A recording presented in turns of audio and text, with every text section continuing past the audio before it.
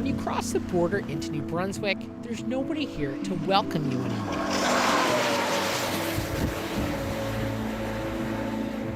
That's because the tourist information centers have been shut down by the province for several years now, leaving them empty and unused.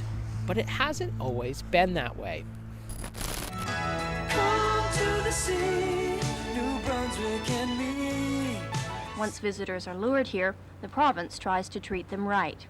Roadway tourist centers give them information on provincial attractions and help them make hotel and motel reservations. Workers at these stops play a key role in New Brunswick tourism.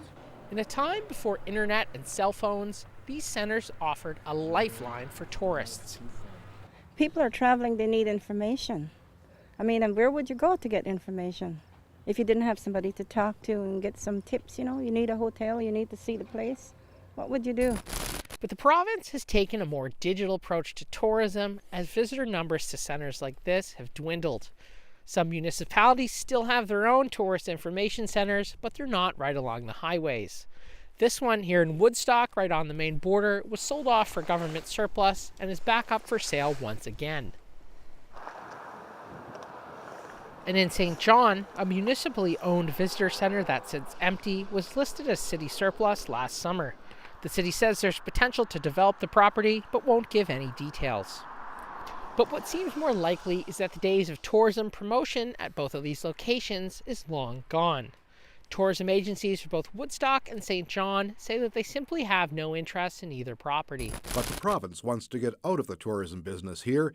A tourism and travel management expert says that without these centers right along the highway, tourists could get the wrong impression. If you don't have them, I think you might be looked upon as, not being as serious about tourism in your community as other communities. So, or province in this case, perhaps it will be something that some tourists will miss and wonder why it doesn't exist.